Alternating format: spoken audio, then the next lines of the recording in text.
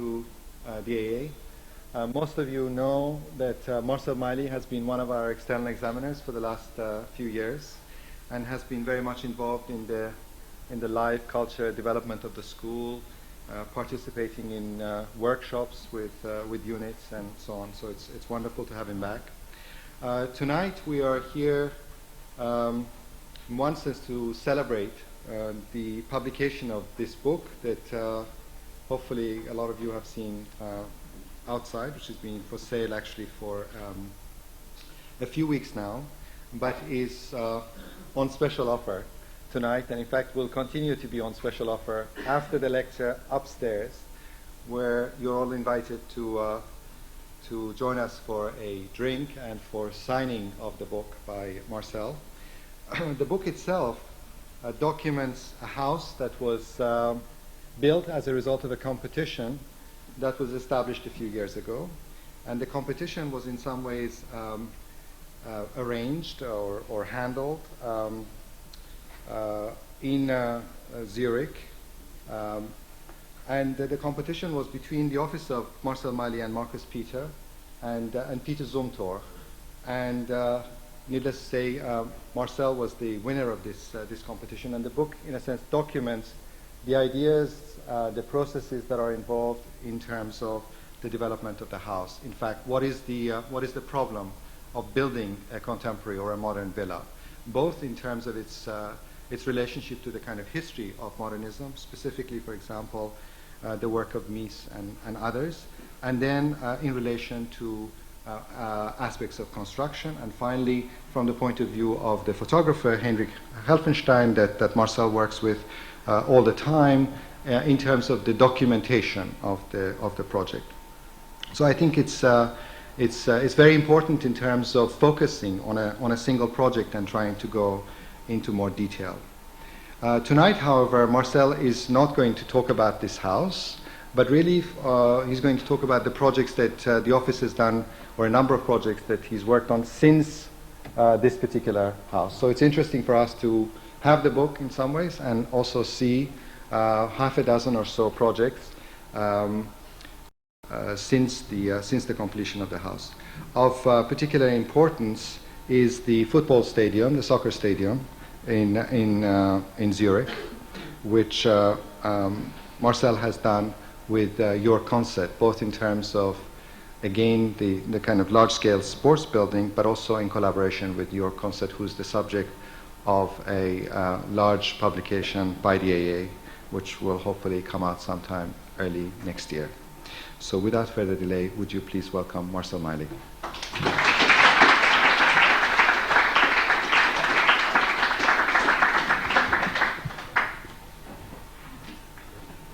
Thank you, and good evening.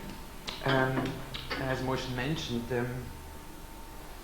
I'm not going to talk about the Rimier house, and you'll hear why. First slide, please. I think for me, architects, we are a little bit like farmers. We are always complaining.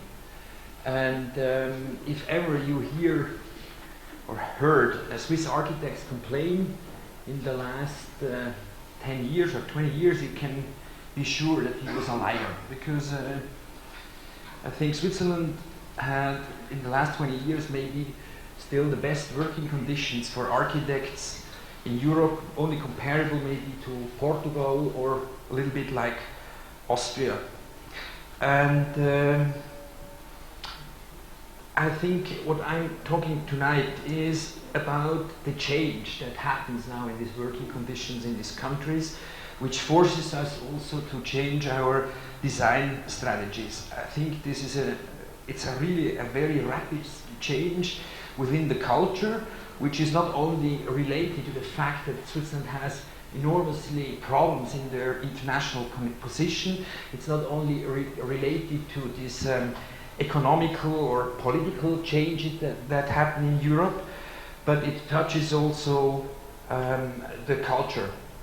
And amazingly enough, I think it changes not only the culture as a whole, but also what I would call the nature of things in that country, which really changed. Maybe you know that Switzerland was for centuries a lot about how things are made. You know, it was a culture of touching things. It was not so much a culture of words, but it was a culture of things that you grasp, that you grip, and therefore machines or even architecture had a very specific position, because it was really a made thing. It was not only an idea, but it was a made thing, and that is something that now happens in a dramatic speed. So why do I tell that? I think that the House of Stone, as well as in the similar period in the late 90s or the second half of the 90s, the Swiss Re Center of Global Dialogue were expression of, like, let's say, the old Swiss culture. We had an enormous position as architects, an enormous influence. We had, of course, a whole set of very talented craftsmen. We had an enormous budget. It was almost, in both buildings, there was almost a kind of a Renaissance-like working condition. And even in Switzerland, that was very untypical, but it was still part of that within such a country you could build things like that. You could not only design it like that, but you could build it like that. And therefore, it was not so much an architecture of sponsors, but of mecenas. And tonight, I'm going now to talk about the phase afterwards. So it's not only in our, let's say, our professional life, a new phase, but it's also this change of working condition is also part of a general change in working conditions in Swiss architecture. So what I'm doing tonight is I'm talking about 6, maybe only 5 or 4 projects, we'll see in time. And I would call them, I would give them a title. It's that are projects which are after the end of materiality in Switzerland. And I would like to explain you the physiognomy of this new state, and I would like to explain you also our own reaction to these new conditions, which are actually only new for us, but maybe not for you in Great Britain or in Germany or whatever. So it's a little bit a workshop report. Some are competitions, and some are under construction or already built, or we start to build them. The first one actually is the project that is most likely, that's most similar to like the older condition, because it is still built with a private client, with a group of people that are really interested in architecture. But it has already the signs of the new culture. It's the extension of the riff-raff cinema, which some of you might know. We built in the beginning of the 90s, and which now gets an extension. Of course, the first riff-raff was not a new building. It was a change, not a renovation, but a change in an old building of a very, very old, one of the first cinemas in Switzerland. And the riff-raff actually lies, the position is the green point here. That is in the middle of what I would call the hip Zurich. So it's the Zurich which was described by wallpaper and whatever. So when they are talking about the kind of like the new wave of culture in this town, it happens around here, And the riff-raff building was an old building in this area, which you can see here. This is the old riff-raff, actually an ugly old building, and the riff-raff is now here. And the group of people that are filmmakers, film distributors, and so on, they bought now, this is the old riff-raff, and this side here. So this building was empty, we destroyed it, and we had to rebuild a new cinema. And this is interesting because the cinema culture, even of like high-level, what we call in German studio cinemas, that means, I don't know, maybe they are program cinemas or so, that means cinemas for cultural movies or so. The business of that type of cinemas now starts to be very similar to every other cinema with American films or so. So as an owner, you have to have a couple, at least, let's say half a dozen of cinemas, and you have to shift one movie from a big one to a small one and so on, and to react very fast, because the distributors of this, let's say, Finnish or whatever films, they act very similar to the Americans, so that they force the cinemas to start with a movie on a certain day because of the advertisement and so on, and if you aren't ready, you can't get the movie at this time. So you have to have a couple of cinemas to be able to play with your movies, to keep the old ones, because only with old films, a movie gets only money by the films it has for a couple of weeks. At the beginning, it's all to the distributor, and after that, you have to keep the movie for yourself to make money, but to accept the new ones. So this is a very complicated and difficult economy, and the economy in concurrence to other types, like, I don't know, concerts or so, is going down, and so the movie business got a very difficult business. So therefore, there was not a lot of money to build that house.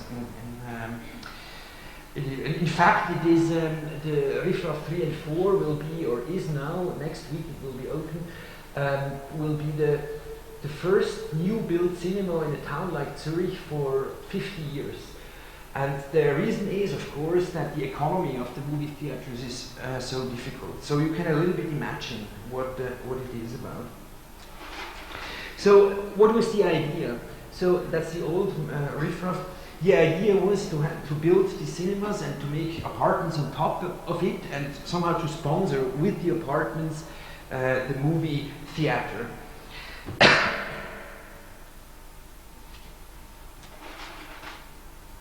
So the result, of course, was that we had an enormous tight budget, and we had to use every square centimeters to rent it. And therefore, we invented a system with these two new salas, almost in the ground, or at least half in the ground, and a little restaurant here, which helps to make the economy of the cinema. And everything is extremely pressed to each other, and you can see the building itself is the maximum size you can have in this position, and so by law, of course. And you had to make everything extremely tight. And of course, if you have such a tight situation, you have an enormous problem with, for example, with stresses or tubes or things like that, because you had, of course, here the statics are completely different than in the apartment part, and that makes the building relatively expensive just by the structure. So here in this sketch, you can see how it works. So first we try to avoid this technique of what we call the through projection, which we invented actually for the first Riffraff. That means that you have the projection camera space not behind of the saal, but somewhere else. In the first Riffraff, that had to do with the insert of the little new cinema, and we wanted to use the old cabin. And here we had nevertheless, we had to reuse the technique in order to use every cubic meter of the space. So we have the foyer in the middle here. This is the bistro with the double height bar, and then the projection cabin. Of course, it's in a little cabin, and you have the projection through the foyer in the new sala.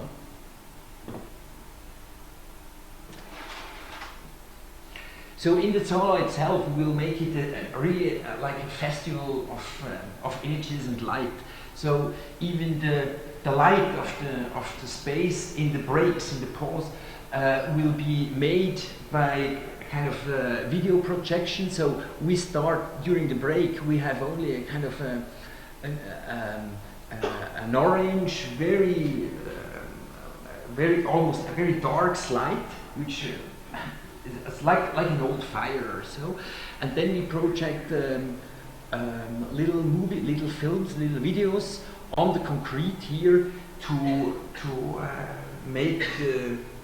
bring light into the space. And so we want to make it, there are a couple of other things which we want to make, and so we want to make it really a visual theater, even in the breaks, or in between times. Of course, you can read here the bistro, the bar, and in this part of the bar, which actually is a kind of a lounge, you will see the parts of the movie, like cut-it movie, and through the window here, maybe about half of the picture. So you have a little sense of it, and you have it twice. You have it by a direct view and by the reflection of the glass. This glass here is inclined, so it's inclined about like that, so that you have the reflection of the movie as a kind of unfocused and very much stressed picture on the roof of the bar here.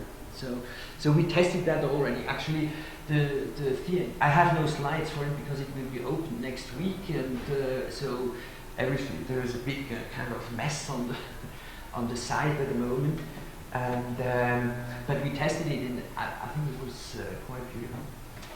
But what I can show you is more about the apartments, because they interested us most.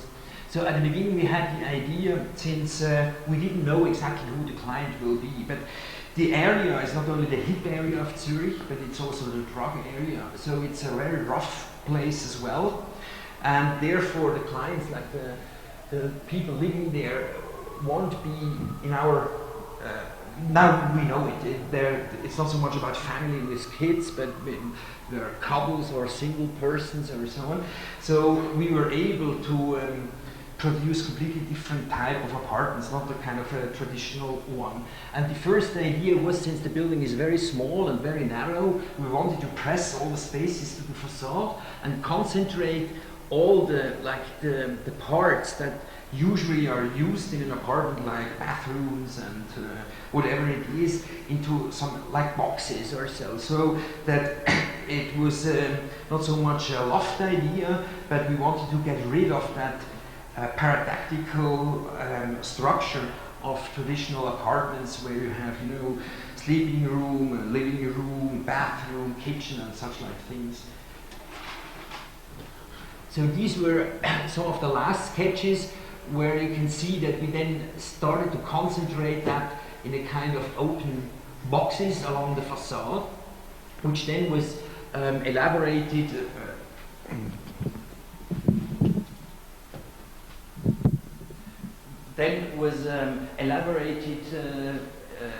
in a very free manner. So the idea behind it was that we wanted to make the kitchen as well as the bathroom part of the living, sleeping, whatever area. So we produce a kind of a big bar or something like that, where you have parts of the kitchen, parts of the bathroom, and the bath itself with like a furniture in the edge, for example, of this room, which could be a sleeping room or something like that.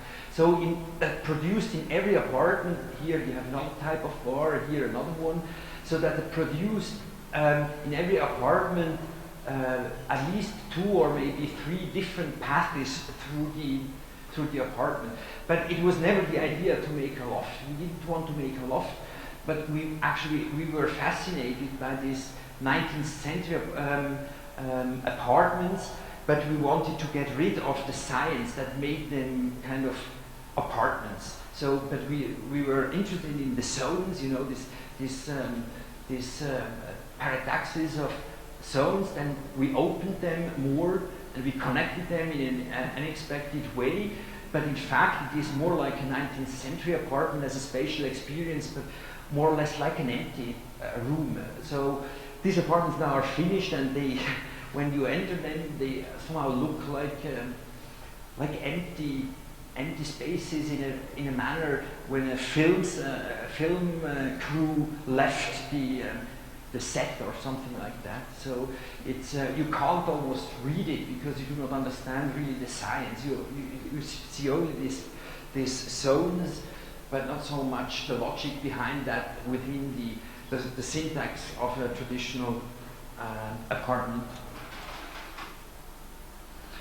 So this is now, for example, one of these elements that are next to the facade, and so we liked the idea that in the morning you were kind of washing and looking to the street or something, or cooking and looking to the street or so, and then seeing from the bath underneath to the public or something like that.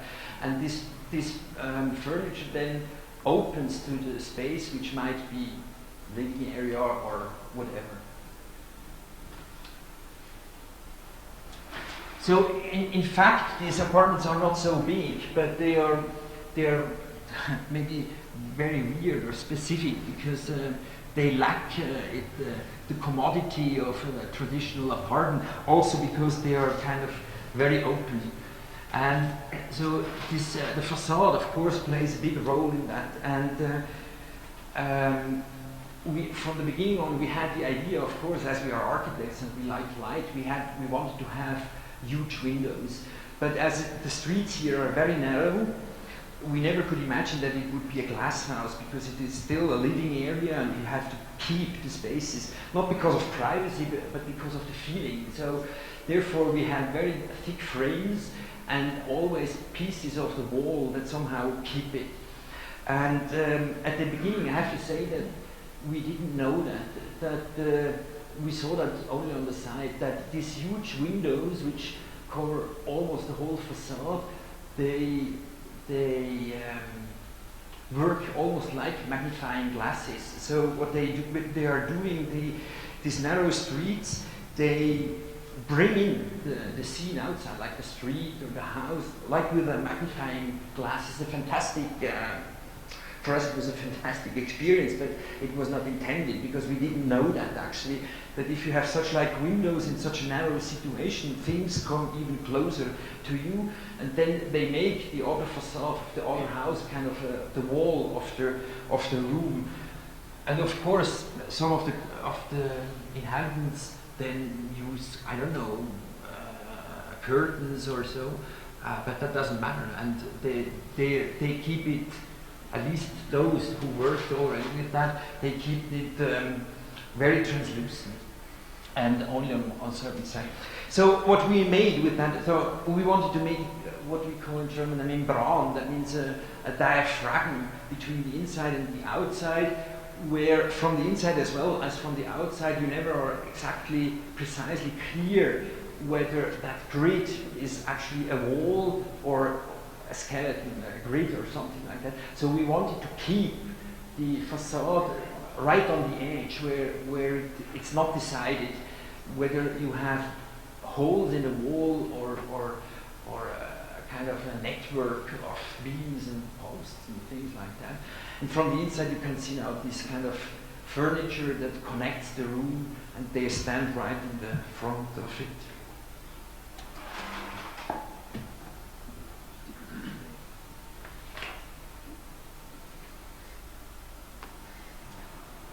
And to emphasize this, the issue of the wall grid thing, we started to treat the plaster in a very fine way. We'll see that. Actually, this is the double space.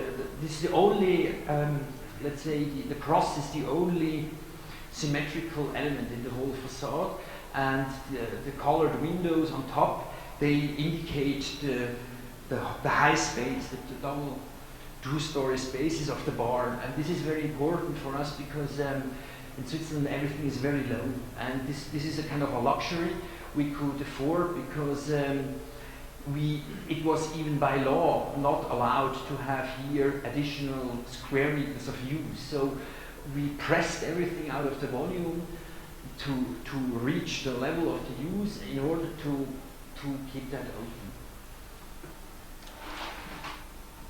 So here you can see on the courtyard side, you can see this what we call the fabric. You know, we have two types of colors in the plaster, which are covered by the gray and make it kind of like a fabric. So this is the only piece of wall in the whole building that exists.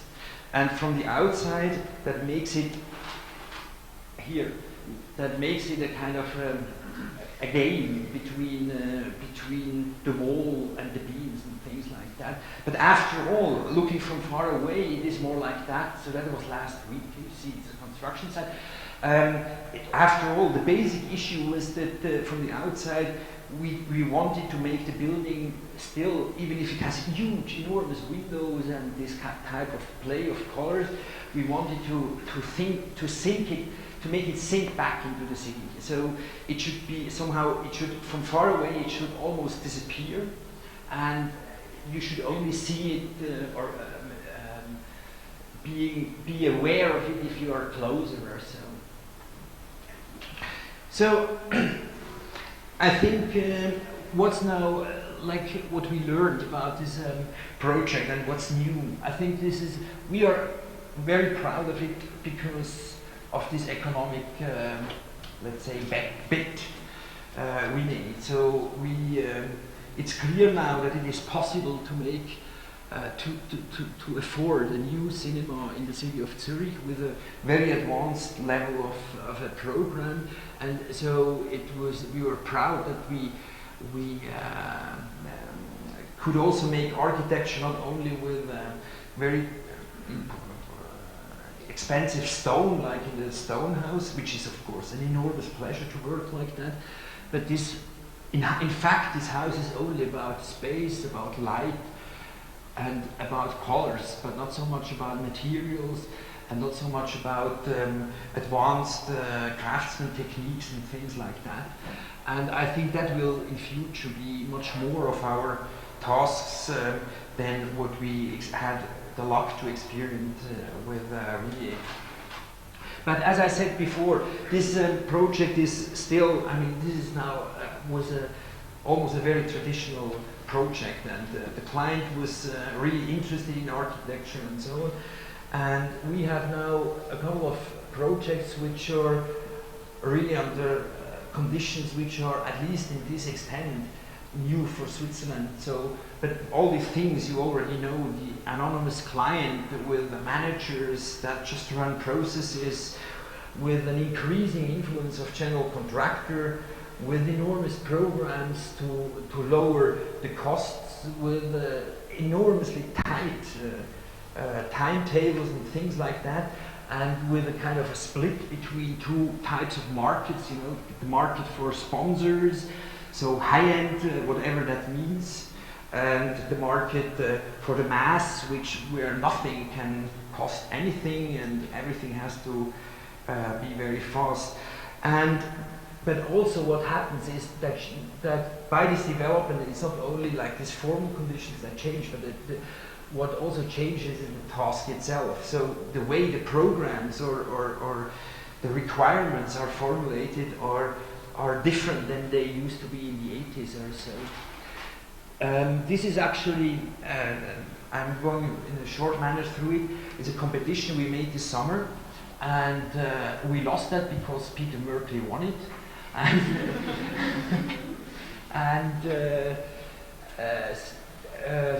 But it was a very interesting, for us it was a very interesting competition, also because it was very, very unexpected for our country. That was now the high-end market of one of the huge bank of Switzerland, which is about number 6 from the world, UBS, which owns a site here. And this is in the middle of Basel. This is the Kunstmuseum of Basel, and this is, you might know, this is the Diener building. You will see that afterwards. And so they own this site, and they just wanted to have a commercial office building with a showroom in the bottom. So the program actually was almost not part of the, let's say, of the competition, because there was, you know, the size and everything was given, so that at the end it was a competition about the skin and the massing. And so it was actually about the image of the architecture, the outside. And so this is maybe, yeah. So this is the Diener building and the site. So what they wanted is, and with a kind of a deal, in Basel there is a very strong commission, like checking the architectural quality of the buildings, and with very good people in it. They, of course, were also in the jury and so on. They invited 6 architects which they considered to be very good, and made a competition out of it in order to get more volume to build on this site. You know, that was the target. And next one. Oh, excuse me. So of course, I mean, this task is not new at all. I mean, it's new for Switzerland, but even in the Social Democrat or Weimar Berlin, for example, Martin Wagner made a whole theory of building a town out of just of scales and volumes, and many of the competitions he made, and also buildings like that of Lucard, you know, you might know. They are, of course, they are like very urban projects that actually only are dealing with the facade and with the volume. And for example, this is also a Lucard project for a Martin Wagner competition. You might know that these, like the new Berlin for Martin Wagner was built not by social democrat moral, but it was built by like a capitalist, a steering process on capitalist development movements. And so this is exactly what happens now, 60 years later, in Basel for the first time as well. And what happens maybe in London every day, I don't know, but I think so. So we did a couple of models, and it was a really exciting competition. Of course, I'm a very good friend to Peter, so that's fine with me that he makes it, but I would like to build that anyway. And so the interesting thing is that with these 2 means, that means with size, geometry, a little bit of geometry, and expression of the scheme, you really could change the whole square here in an unbelievable manner.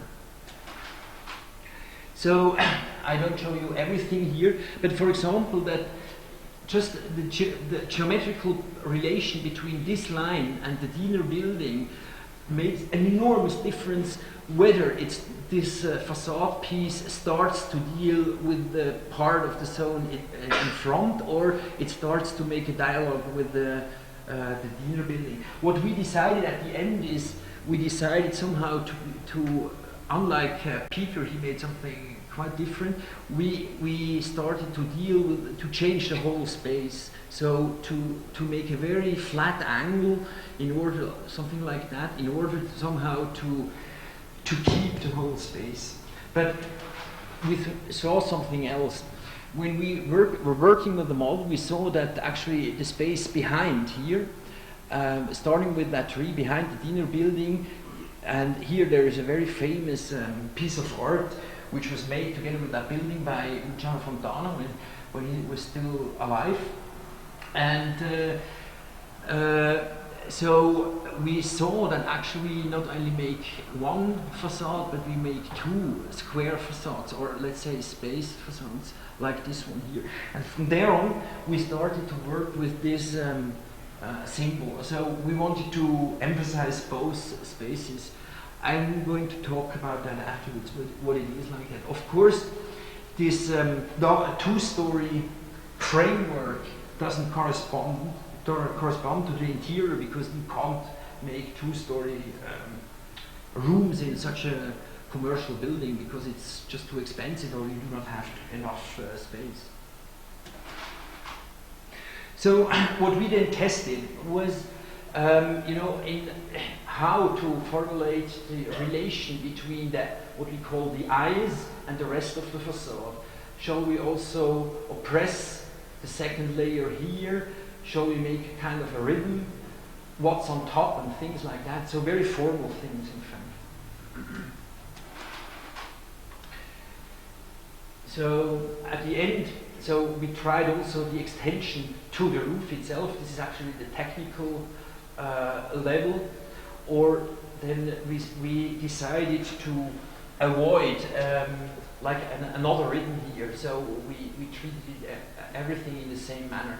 And what does balcony mean? That we will see from it. That is a very little kind of, let's say, a reference to the space inside. You'll see that in the plan. So it looks a little bit deeper than it is. Actually, these balconies are extremely flat. They're between 20 centimeters and 1.40 meters, so you can't call them balconies. You can see that on this level. So the reason why we thought that is, now you can see that these are what we call the eyes. And of course you have to prove that you can have every type of office here. And we were interested in, since like the Neugasse project, this is in a very narrow space, we wanted of course to have the maximum light, so to have glass from the bottom to the top. But on the other hand, we still thought that such an office or a working situation should have a kind of first of all, a certain privacy, spatial privacy. And on the other hand, we hated always this, if we have this French windows, we hated to have these railings outside that indicate the doors where you can open. So we made these very narrow, smooth balconies where you maybe can go out and smoke or at least open the doors, and then the railing or a kind of a network, or what's that called, kind of a grating, I think the thing. So it's translucent, you can see outside, and it's in both directions, but it's like in the Neugasse, it's more like a membrane, a kind of a diaphragm wall that somehow organizes the spatial feeling in relation to the outside.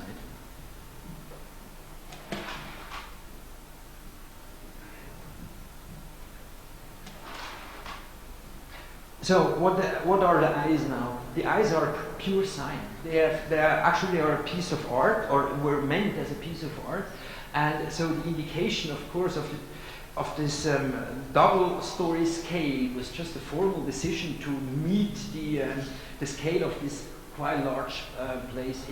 In fact, it is a box window with a layer of glass inside, another one in the outside. These are the balconies here.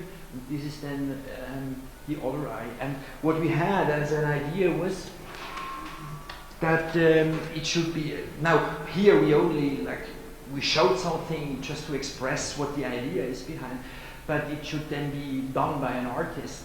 So we thought that on the inside there should be a piece of, or a part of a piece of art which relates to the scale of that space somehow. So to one story, and from the outside it's the contrary. It not only should relate to the double scale, but also connect somehow the two edges. And so from there on we took the symbol of these Basle ships. You might know, because we were interested in this effect that, you know, we emphasize the edge, and in the same manner we start somehow to connect or to make it disappear, the edge again. So that looks from the outside like that. And the idea was then, of course, that was very fast done and doesn't work as a real suggestion. It was just an idea. But then there's the two, from the inside and the outside, the two scales of the piece of art then would interfere. So they make something together. So the one-story scale and the double or even house scale.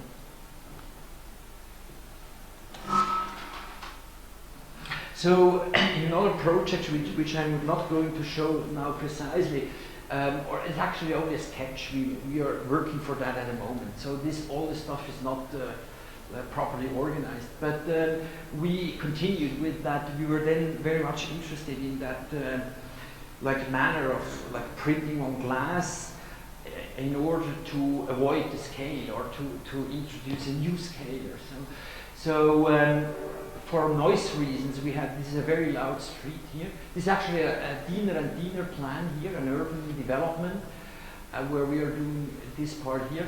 And as it is very noisy here, we had to have a second layer of glass as a noise protection. And we made that in two different angles, because I hate two-layer windows as a normal window, because I think it's somehow, it destroys from the interior the space. But then we made the two layers independent. We had to take it, and to take two layers independent from each other. So so it almost touches or goes away or touches again or so. And therefore, the mirroring of the two glasses, of the inner and the outer glasses, are not in the same moment, and they do not show the same thing. And so you have, according to the light, we made like tests about it. According to the light, you have a kind of really a play of lights and mirrorings, which all extreme changes the building in an extreme manner. So here, this is just a rendering. So of course, these glasses then are also printed to give this glass more body. So I think this is one of the most difficult things with these two-layer facades, is that the outer layer of glass is almost, in any case I have seen up to now, is too weak to be, it doesn't tend to be architecture, it tends to be kind of, I don't know, like a technical device or so. And that's the reason, one of the reasons why we printed it, to give it more body, and the other one is somehow to connect or to introduce another scale. The other, now really American, is this project that actually is very old. It was interrupted, and we started 2 years ago now to work again, and it will be built. We started now to build it, and it will be built in 2004. It's for Hyatt International, and that's a competition we won, I don't know, when you were a young firm or so. And this project shows now really a kind of a crash, you know, a cultural crash, because of course the Americans, they had to make a competition because the site, which is this one here, a fantastic site here, next to the lake, is owned by the city, and so the city, of course, forced them to make a competition, and this competition we won, and we worked for a year, and then it was because of the Swiss partner of Hyatt, which went bankrupt, it was interrupted, and then now we started again. So I'm going just for very short through a couple of elements of this project, because they are older, but to explain you what we are doing now. And so the site, this is the site which is a parking lot at the moment, and we were very much like interested in kind of, it's an area where Zurich has really huge blocks. It's actually the only area where we have really huge blocks, at least for Zurich scale. And we were interested somehow to emphasize the mass of these blocks, but not by a wall that covers the whole site, but by a volume that at the same moment fills the site and somehow also shows the depth, you know, that plays with that spirit. Because actually this type of building is not, so far not contemporary, that even in a hotel today you have the same problems as in almost any commercial use for consumering and so on. You have to have an enormous depth, also a functional depth. So you can't organize a hotel. You can, the sleeping rooms you can organize like that, but the rest is you know, it's a kind of a grid or a network of things that are connected in enormous density. So we started like that with of course with a block, and we came with a very simple form, which now is also the form of the building. So with 3 cuts inside. Of course, this is the room tower here, and this is the entrance situation. Then we had, since that's also of the first phase, of course we knew that we would have enormous difficulties to check, to control the development of that design, because they will always change the program. And so therefore we introduced a big cross to organize 4 sectors, which would be for different types of uses. And out of that, you can see one of the lines is this one here in the section here. And out of that we made a statical system, because we were very scared that the client would, by changing the programs and economical needs, he would immediately also change the order of the plans. And that was about 7 years ago, and today I have to say we were pretty much right with that. It was very difficult to keep a certain order of that plan. So the idea was that within the sectors, we also would use walls, like bearing walls, kind of walls that are part of the structural system, like this one here, which you can't move anymore. So that is actually the sketch what it is about. The idea was now that we said, well, of course, the tower with the rooms that has a certain span, you know, like 4 meter 20 or something like that. And if they want 4 meter 10, they want it, and they have to change everything. And underneath there is a parking lot here. And of course, you know that the parking lot has certain sizes, and you can't move them within an economic framework. And in between there is the whole kind of, let's say, of what they call the podium level. That's the public level for congress, shops, restaurants, main hall, and things like that. So we invented a system where like carports. So this here, this size here, this is the size. This is a column system of the room tower, and from here to here, this is the podium level, and this is a system of like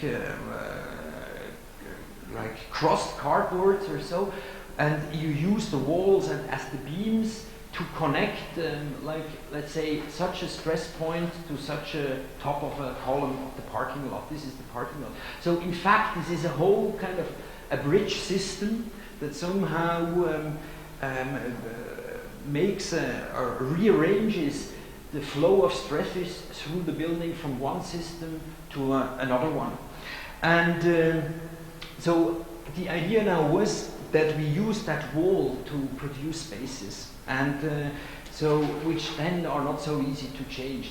So this is, for example, the main hall. We always had the idea to make it kind of a cave or something, at least not the. We didn't want to have an American atrium with a top light.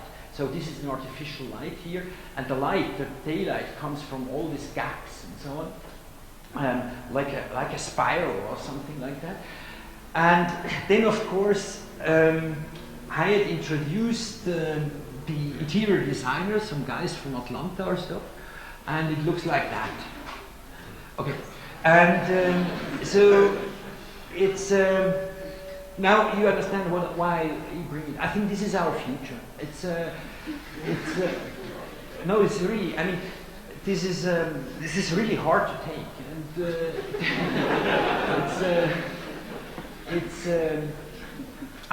and today I'm not sure if I would accept such a commission anymore, because at least as long as I can work in a different manner, I would keep that and make another thing. But you have to see that this is now really that system that now starts to be established in Europe in any big size, that the architect is for core and shell, and then the interiors come, they have at least the same or even a better position than the architect itself. And so for us, to psychologically survive, we refuse to collaborate. They always wanted, of course, that we then give opinions or so. We refused that, and we treat it like a theater. So for us, this building is like a theater building. So it's a stage. We build a stage, and another guy comes and makes a play, or the set of the play, and then the play again is something else. And in 10 years, it might be different or so. So this is maybe the psychological bridge to survive such a thing, that we think that the whole spatial system, which is very complicated and very elaborated, we really build it, and they really can't change it, because it is really load-bearing walls and things like that. But it's very hard to accept that at least at the opening it might look like that or something similar. So, for example, just that was then very naive in the competition. That was the hotel room we suggested. So we had the idea like in the Neugasse, that we are obsessed of that we somehow we think that it's really interesting to rearrange the living area and to, except of course the toilet, to take away that kind of atmosphere of sanity for bathrooms or sinks or things like that. So we put the bathroom in the middle of the space and we make it out of concrete, painted concrete, like a sofa or something like that. And the only thing that is closed is the toilet, and everything else is open, and you can shift that. And since it is a single-loaded corridor, you could have light through the cupboard to the bedroom and of the living area in front. This was then built in for an exhibition about hotel things, and in an international hotel exhibition, and it was quite a big success. We got in touch with many people, but unfortunately not again with Hyatt, because that was what Hyatt wants to make out of it. And so what does that mean? I mean, I'm not really cynical. It's we are still somehow, we have to and we want to be interested in what's the future of this project. But of course now it's clear that except the spatial system, which still will be very exciting, I hope, and I think so, we are of course working on this. That means the facade. And you can see that also here we start to do something which I already showed you in the Basel project. That means that that I would call that the interest of the last meter. I don't mind if, for example, in an office building, somebody comes with their own desk and so on and changes the spaces. I don't mind at all. In a hotel it's a little bit different because it's a living area. But here we try now somehow at least to check not the last 5 centimeters, but the last meter. That means the way the room deals between inside and outside. And we arranged a lot of pieces in the section as well as in the ground, for example, the position of that, of the curtain, and in the section as well. You can't see it at the moment. To somehow to make a very serious suggestion for like the spatial relation between the interiors, the inner spaces, interior spaces, and the outside. And I'm talking now about the facade. Our first movement in the facade, that was now new after this, like in the second phase now, after Haus Ringier. We did in the facade exactly the same what we did in the plan. So we were looking for things that would establish an order which you can't destroy by change of programs, change of need, change of taste or whatever. And the first movement was very Italian, kind of a grid, which is of course also the static order and things like that, and which then would somehow absorb all these secondary movements which specifically in this area will happen, because there is a constant change of programs, rooms and whatever. And what we made now out of this grid system is we try to make it an inverse system. So we make the windows a kind of we call it the bay windows. So we press them out and we set back the grid, because we saw in that grid, in that bay window, kind of expression of the living condition of, these things are all little apartments. Everything is a little apartment. And so we pressed it out and made it a kind of a sign of the single thing, and started now to work about like the cohesion, the relationship between, when does it start to be one facade, when is it too isolated and things like that. So at the beginning of the second phase, of course, we started then to establish these bay windows. We will see them more precisely, specifically what this one is here. And then we had an idea, as we have for ecological reasons. In Switzerland, if you have in such a building, actually it's very complicated. You have such a huge glass, you have to have, by code, you have to have sun protection. And we thought that it might be interesting to take fabric for the sun protection because that expresses, I mean, a hotel is a lot about fabric, you know, the bed, clothes and things like that. To cover it. What we didn't want to have a sunblind for every bay window, but we wanted somehow to cover it with like a band, a ribbon of fabric. And this is very interesting as a kind of a theater, a visual theater, because these sunblinds, they are run by a computer, and automatically, of course, you can overrule them. If you are in the space, you can open them, but they are according to the climate. They come down or move up or things like that. And as there is in a hotel, of course, usually there are not many people in the space, in the room during daytime. Most of the program of this fabric will be run by the computer program. So if there is sun, everything comes down, and you will have a lot of times where the building will be, let's say, packed, you know. So we wanted to, you can see that here. I mean, here is the next one and so on. Here it's almost not visible, but it's a bad rendering, but it shows almost the same thing. So how does that look? This is now what I call the last meter, you know. It's exactly like in the Neugasse project. We have huge windows, but we have still pieces of wall, and where we coordinate or try to control the atmosphere of holding a private atmosphere or so.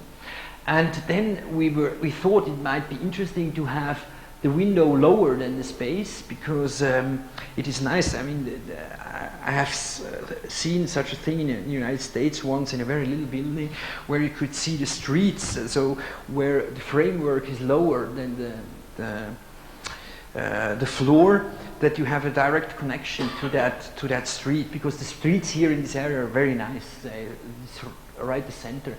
And the other, like this is now the lintel, and this one here, this piece of wall actually is a noise protection window.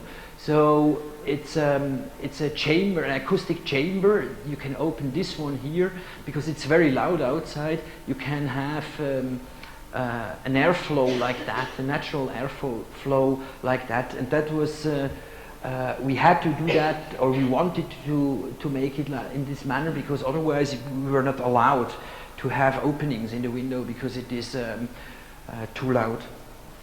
And then, of course, you can now see that the system of the sun blinds, which starts always in the next window and is covered by the upper sun blind, so that it gives kind of a ribbon, and of course it's inclined or so to make it spatially visible.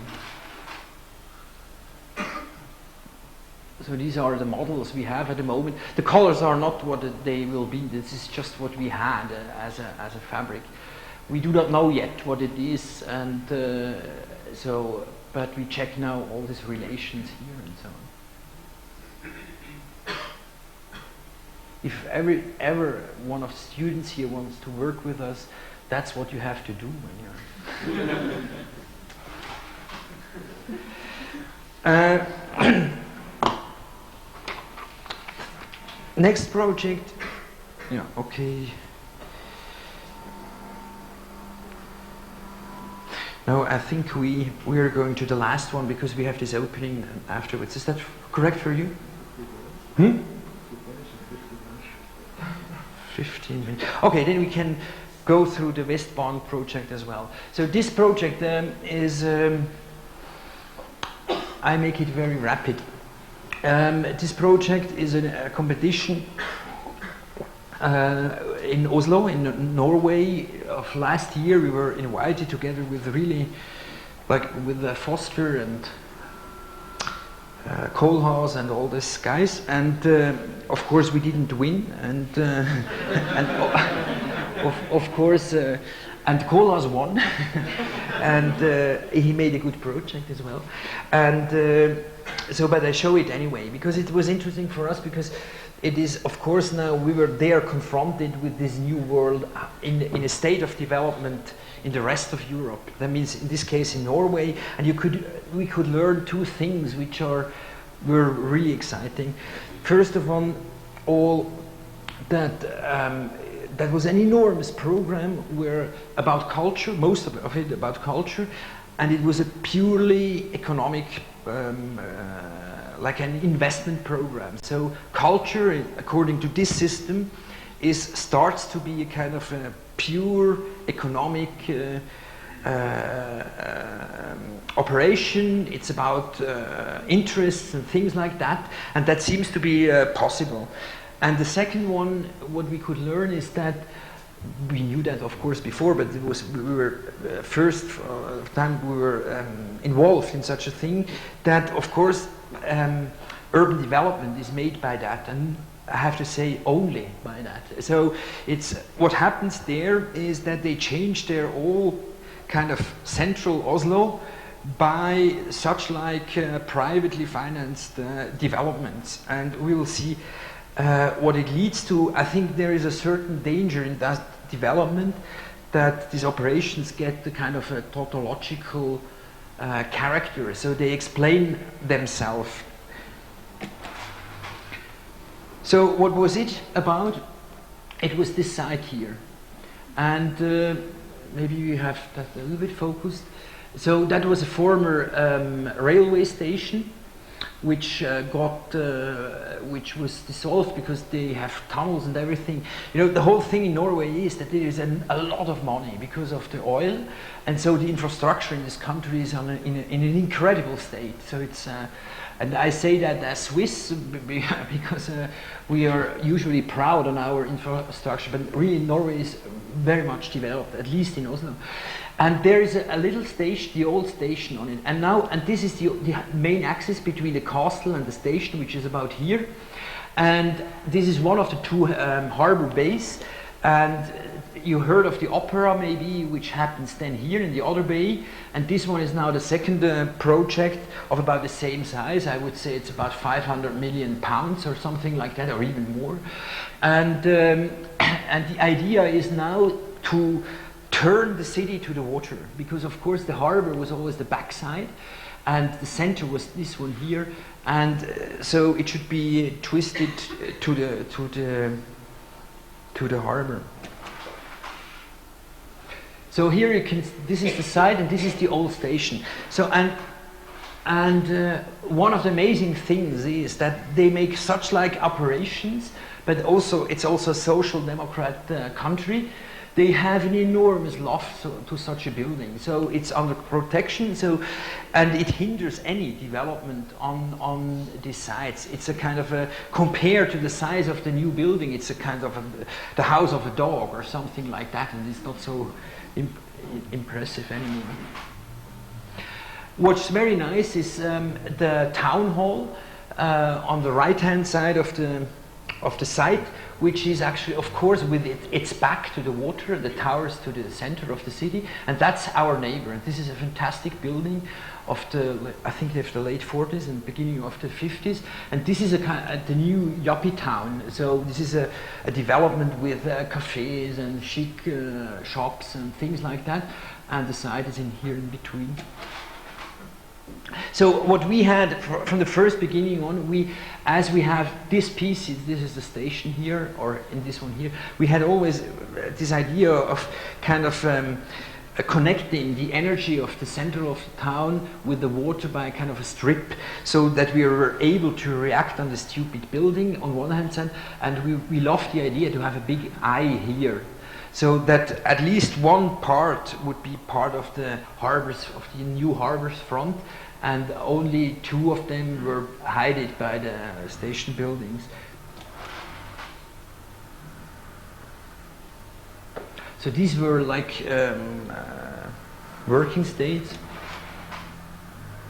And on a certain moment we decided not to continue with this one, but to turn it the other way around, because we thought that this is a kind of a very, of course that would work, but it's a very traditional idea to have like this towers like connecting the water with the old town. We were obsessed with dealing with the skyline with a very different manner. You can see that here. I can have to explain that a little bit more precisely. So you see that here there is a tunnel for a highway, and that crosses or actually that comes to the ground exactly on the side on here. This is the highway end, and so the whole buildings on the backside are built on the highway. So we wanted to make the bridge element over the highway to an element of the program. The program itself was 4 different types of main uses: a hotel, then a huge library, an enormous library they must read all the time, and then shops, of course, and 20 new cinemas. And of course, with the hotel, an enormous program for congresses and things like that. And now what I call tautological. The idea behind that type of program is, of course, that every part feeds another part. So you have to have enormous, more connections between the program parts than you, by 3 dimensions, can solve, or topologically can solve. Another thing, what you can see is now the highway tunnel, and these now are these tubes which we use for the conference and the hotel lobby on top, which actually are the bridge over the tube. And the fingers here were huge holes with these programs of the libraries and the cinema. We are going for just for a short time through it. So as we had to, of course, also to connect every edge publicly, we had to introduce what we call the 24-hour zone. It's a kind of a passage through the whole building, which was always open. These are the tubes, which we call the cannellonis, which connected and dissected the hotel from the rest of the program. And the gap in between the fingers were then, of course, the light, and also for the fire escape corridors and things like that.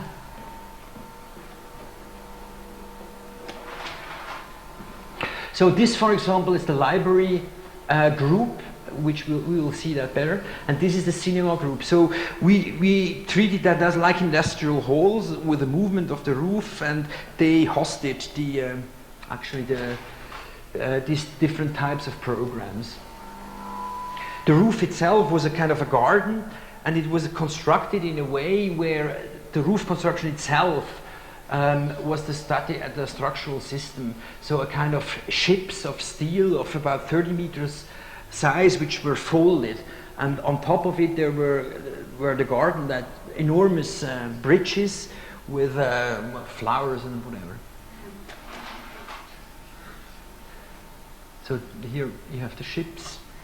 I have to go forward. So in this in this picture you can see what our main intention was, what actually this eye and the skyline, which is connected to the old town hall. And the library itself, which was actually the main program of a whole, we treated that is hosted by this part like a kind of a Piranesi space, not so much because of a dark atmosphere, but we thought that to a certain extent we made it kind of a garchery for the knowledge. So when you enter in the public zone, you see all these bridges that connect over the gap different departments, and like in the Piranesi building, you do not understand how it works, where it goes, where it starts, how you get there.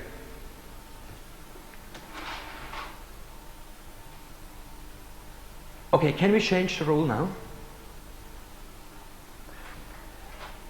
The last project I'm talking about is, as announced, the stadium. I think this is, to a certain extent, it's now the Swiss version of the same problem. And it's quite interesting because, in fact, of course, it is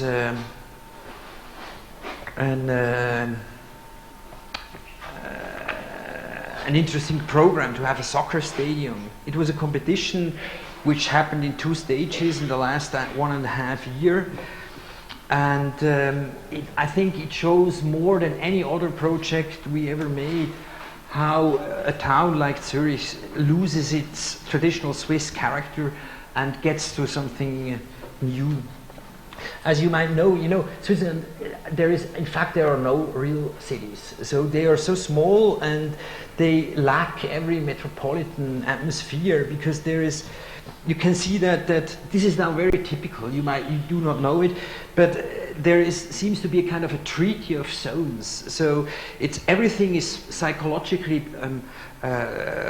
owned. It's a kind of psychological property, and if things come together, they somehow coexist, but they produce nothing. There is no conflict, and it's a kind of a ceasefire between different uses. Of course, you can have enormous collisions or such like things, but they are just like kind of part for its own, and the people of the different classes, groups, and whatever, they take enormously care of their zone, and zone is not meant in a technocratical. So it's what type of relation you have to a piece of ground or an area of ground or so. And you can immediately sense that when you change something, for example, by a building size, you always have enormous problems because you touch this kind of psychological property. And therefore, this, the growth and the organization also on the law level of such a city is very traditional. It works more or less. It is like it imagined in the 30s by the modernists or so, that everything works according to some plans, or worked according to some plans and things like that. But the reality, in fact, is something completely different. That were maps that we made in Basel, in the Studio Basle, about the size of Zurich. Now, the town of Zurich has about this size, and this is now the reality. There is no form, no size, even no body, but there are many, many, really, like London is maybe the same, only smaller. You have many, many different ways to kind of draw the extension of the city according to media or working processes or law and taxes and whatever. So you have this kind of bubble which you have everywhere. So the reality behind that ceasefire is something very, very different, and it's very typical for Switzerland that it is oppressed. So you do not talk about it, and you do not allow to make it a conflict or something like that. So it's what we call in German Verdrängung. That means you are not willing to talk about something you might know or sense or feel. So the stadium now is an example of what happens if the reality now is stronger than this traditional field. The stadium here is quite in the center of Zurich, very close here. And this is the old stadium. And it will be built because of the European Football Championship, or should be, because Austria and Switzerland wants to make that. It's not given to them, but the Scottish want as well, I think. And they are very optimistic that they get it, and they will now build a new stadium in Zurich. So it's very close and almost in the center. And in a traditional development, of course, the state would do that with taxes and so on, then there would be a public vote and everything, and this is a compromise about cars and whatever. And so here it happens completely different. This is the surrounding.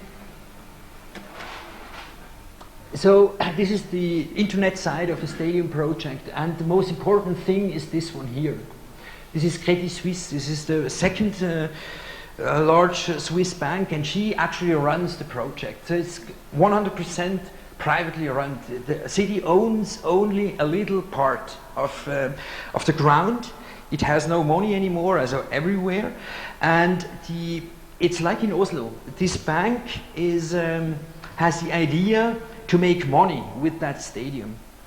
And so it's an economical operation which has to reach an interest of 6.5 or 6.4%, things like that. And that has, of course, an enormous impact on the project, because, of course, Switzerland, the soccer, the football culture in Switzerland is very weak. So usually we have, let's say, between 7,000 and 10,000 people in the stadium. So there is no way to make it an economic event or something like that. And how do they do that now? It's you can see that in Herzog Meuron Stadium in Basel, which was developed by the same bank.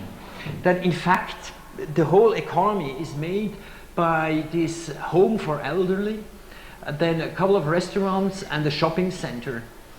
And so the idea is, I mean, this is now a little bit cynical. The idea is that you build a stadium in a way that you shape a conglomerate of commercial uses so clever that you have in the middle a hole where you can play soccer. And this is, no, it's really true. And so this, the interest of the soccer stadium itself is zero. So they don't get anything. But they say that if we do that for the public, we get, for example, permissions from the states to put more shops or whatever in that. So from the outside, these stadiums, they even do not show that they are stadiums. This is the home for elderly, and this is the entrance for the shopping center. So the other thing that interests us was the type of stadium. There, I'm going very quick now through that. The traditional stadium, of course, was that you had a track run, and then you had a kind of a pot, and some are covered, some are not. In some stadiums, you have this great carriage that you connect it to the outside. That is the Basel Stadium, and that is the, I don't know anymore which, Verona Stadium. But both of them were kind of pots, either with a skyline of the nature or not. And now today, of course, it's not possible anymore to have track runs between the audience and the soccer field, the football field, because these clubs want to have the fans very close to that. And then there is still two types which are very interesting. Actually, the British one, which is this one, but this is the version of Genoa, which had like 4 pieces on every side, and which isolated groups of fans or groups of audience within kind of separated spaces. It comes from the tennis lawn or something like that. And the other one is still, that's the Barcelona, the famous Barcelona thing, that even without a track run, you make a kind of a pot. So you have not 4 spaces, but you have one kind of hot pot or something like that. And I think I like that a lot. Even you can also have that with a kind of connected space, but I think this is a very clear thing, and in the Basel Stadium it's done very, very well. So what we made, actually, we had a very little side. The size of the stadium is about 35,000 people, and the site was too little. And at a certain moment, and of course we had this program, shopping center, hotel, blah, blah, blah, and so we had to put that. And then what we made, actually, we started to fill out it, and we made it 2 types of pentagons. When we saw that it is almost by itself a pentagon, we made it almost like a pentagon, or let's say 2 pentagons. So we have a kind of a base with the shopping center, and that's one pentagon, and the parking lot, and the other one is the arena with the hotel, and the hotel itself is part of the arena. It's not outside, but it's part of the arena. So, and now the two pentagons are now slightly twisted. So, like in a room where it's too small and you start to move your elbows or so. So we wanted really to stress that room. The space in between is the entrance platform for the fans. And the construction itself is, I think it's will be quite amazing if it is ever built. We did that, as mentioned, with your concept. So the whole arena is actually based basically on 4 points, only this one, this one, this one, and the other one. So the whole stresses, except a very little one with always this, we call them the wolfish hairs, you know, it's like an open mouth or so. All the stresses are brought down to this feet, and the whole like arena then is cantilevering and it's protecting the entrance and the fan spaces and things like that. So going through the plan, this is now the shopping center with the kind of Y-shaped main hall, parking lot. So this is the base. And now we come to the space of the stadium itself. Actually, of course, we didn't know that at the beginning, but we saw it immediately, that this pentagon has two very interesting spatial conditions, which we have never seen in a stadium before. The first one is that, of course, if you have parallel seats in a pentagon, you have parallel seats between the, we're going further one, parallel seats, and you fill the pentagon, then of course you have this kind of waves, you know. So the skyline of the audience makes a kind of a wave, and we found that extremely exciting, because then we could use the fourth side where we do not have the wave for the hotel, and the other one for the VIP lounges, like in a very old theater, you know, in an Italian theater where you have this vertical seats or things like that. And the other thing is that you have on the short side, you have the top, let's say the largest number of seats you do not have in the middle, but in the diagonal. And this is actually, in our opinion or experience, especially the most interesting position you can have in a soccer play. So that it's not here in the middle, and it's also not here in the middle, but it's actually here, where you have a kind of a diagonal view on everything, but you have the goal on one side or things like that. And this we liked a lot, so that was the reason why we emphasized that. And this are then your concept beams, which they are enormous, as you can see. On the right-hand side, this is the hotel, with rooms on the play field, and these rooms also can be used, for example, for the European Championship. They will be, of course, suites for I don't know what. And then this are the VIP positions, and the two here you can see the wave. And from the outside, this is the inside, and from the outside again, we are now working a lot on this system to hold the ring of so to stabilize the ring of the arena. Oh, shit.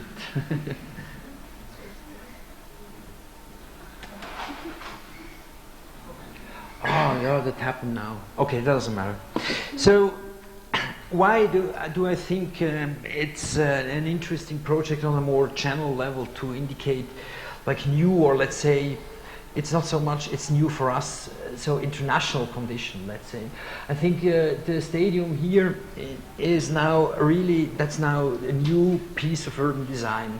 So it's not a growth by plans anymore, you do not check it, but somehow you build a spot and you blast the surroundings and you look what happens with the rest. So this stadium, of course, is now not a symbol for Zurich as a town, because the town itself is very little, but it's for the whole area, and it's to a certain extent it really destroys the city with its grown structure, and nobody of us exactly knows what will happen after that. And of course we have now all the political problems that we can expect. That means about, you know, the whole kind of discussion about ecological aspects of the traffic, economical aspects of shopping centers on such a site and things like that.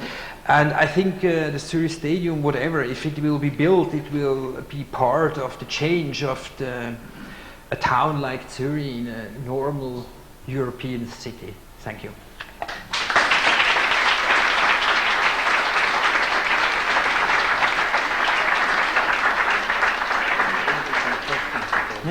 Okay, yes. Maybe there is time for one or two questions quickly before we move upstairs, where you can probably ask questions more informally, as well as, of course, to have the book signing. So would anybody like to start with a question?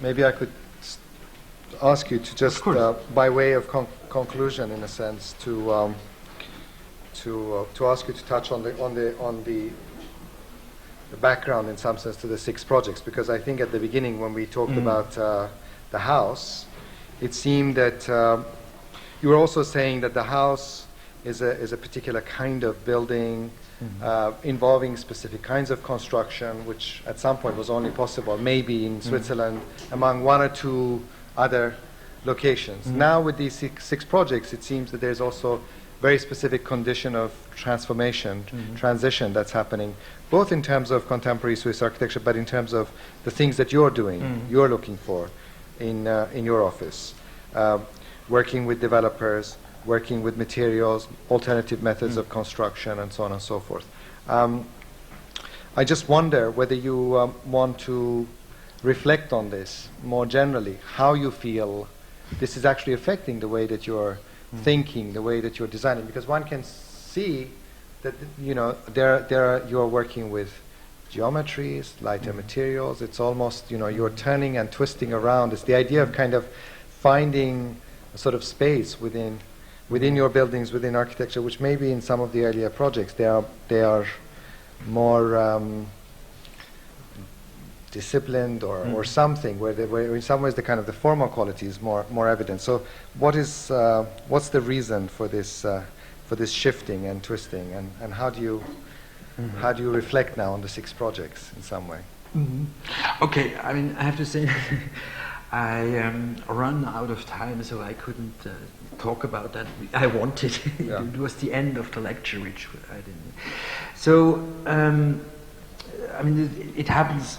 The answer happens on a very different level. So the first of all, I think, like on a very almost pragmatic level, is that we are, since the pressure got more and more dense on this project on every level of space, of time, or of money or so, of course our reactions start to, let's say, very simple, let's say, if there is not enough space, you have to do everything to so it's not this kind of classical situation. You have a site and you can put your block, and so that's okay, and you can win an award or so. So the new conditions are in fact are like they force us to use on a geometrical level also other conditions, but maybe also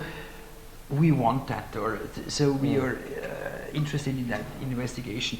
And you know, what I wanted to say at the end is, I think this is very important for us. I tried now to describe the invasion of like European or even American culture to Swiss culture, and I have to say, usually architects, they tend to be apologetical, you know, so if somebody new happens, they try to stand in front of it to be faster than the development. And I have to say, I have even no opinion to that. At least I do not love it. It's, I think maybe the new time will bring us something, but we lose a lot. That's completely clear. So, and there, at least I have not like the intention or the ambition to be faster than the development itself. And so, in fact, I have to be I think that I'm still, to a certain extent, maybe conservative, or I'm an architect. So the only thing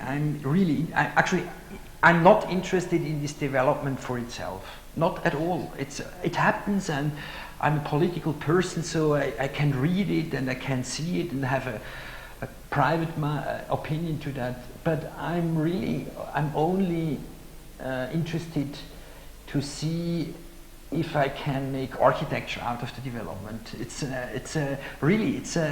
I'm not ambitious to be. I mean, for example, let's take the stadium. I like the idea that like the public, like a city builds a stadium, because I think it's a public thing. No, it's not it's a bank, they have this kind of profit interest and so on. And I think to a certain extent it's also a stupid idea to have a stadium on a roof of a shopping center. I mean, it's crazy. But at the end, Marcus and me, we are only interested in the question, now it is like that. So is there something that could make a space? What tends to be kind of material? What type of light produces a new theater or something like that? And so I'm really always behind. So behind means I do not...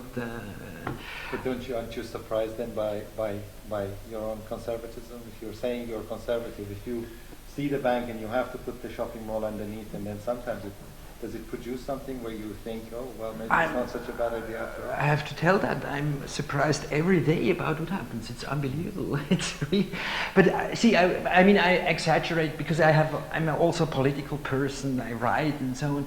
So it's from there, of course, I have sociological or such like interests, and I'm interested in other countries or so, more than in Switzerland. But as an architect, I mean, I have still this. What stays is this kind of interest to the question: what within that whole theater, what tends to be a new architecture? This is what I'm interested in. It's what could be, I hear all that story, this kind of Dutch optimism. I do not have at all. It's, going to venture now, or you're being very shy at the beginning of the year, or what? That's how it's a bit symptomatic about architecture. Sometimes you say you want to make real things, you can grab. Can you just wait 1 second and just take the mic so that people in the other room can hear you? You said in the beginning that you want Swiss people are doing things with their hands, actually, but some of your buildings don't really look like this, and then you feel like inventing a new program. But maybe an architect should concentrate on one thing to convince, because then someone is coming and is bringing in the interior architect, and if you would have concentrated on doing a pretty facade, I'm not being cynical. Yeah. They would never had asked for another interior architect. Yes, so they would. Sometimes but then because they didn't like your architecture. If you would have made a very nice facade from the outside, which they would have liked, they wouldn't have asked for another architect to make the inside. No. That's not the game at all. I mean, the game was that they announced that they will bring their own interior architect from the beginning, from the competition, before there was any facade and anything. So, and in our first contract, we blackmailed them, like 1994, we blackmailed them to be involved into that design, and we got that in the contract. But after a certain period, we saw that between these guys and us, there is just no compromise. It's just, and it's not that they dislike us or so. They just do not understand it, and they make. I mean, the first thing they would do is yes. They just need someone who's building whatever building to make lots of money in the end. Yeah. So in fact, we are in the same position, but not so clear. But nobody knew that there because nobody was experienced. But we were exactly in the same position as in Basel project. So the interior was not ours, but there we knew they wanted the skin and the volume. That's fine with me. But these guys, they wanted a hotel. The competition was about a hotel. And so we made a hotel project. So, no, this is, I think this is, I have to say, I mean, many of these developments, so I can't see anything positive in that, for example. I can't see much positive in the destruction of,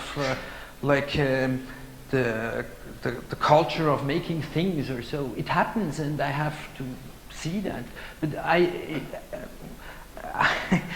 can't, I don't see the advantage, let's say. I don't see the quality of, I mean, it's not, something old and the new is better or so. So it's just, and maybe I have not much, I see it disappear. Okay, I can't change it. What would you say is the main reason for that disappearance? That's a very good question. I think, I mean, the easy question, the easy answer is that the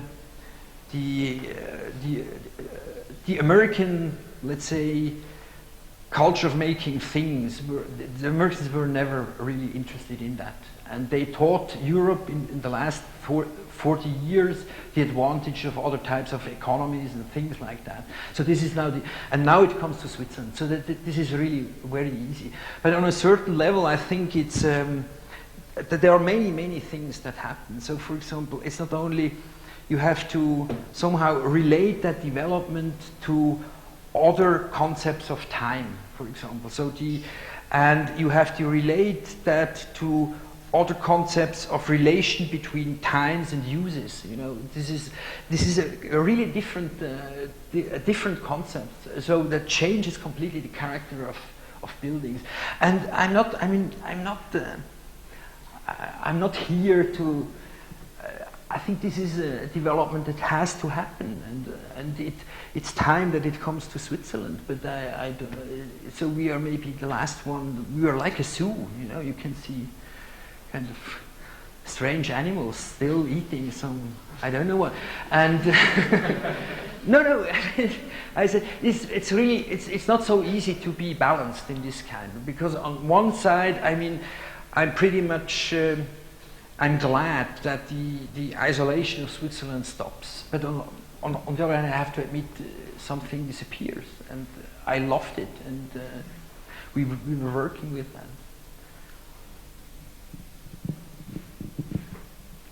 Maybe this is a good moment to go upstairs for a glass of wine. Hope everybody will join us. I want to thank you. I think this is also really the beginning of something new, that I think probably good things will also come out of it. So we look forward to the next 6 projects anyway. Marcel, thank you. Thanks very much. Thank you.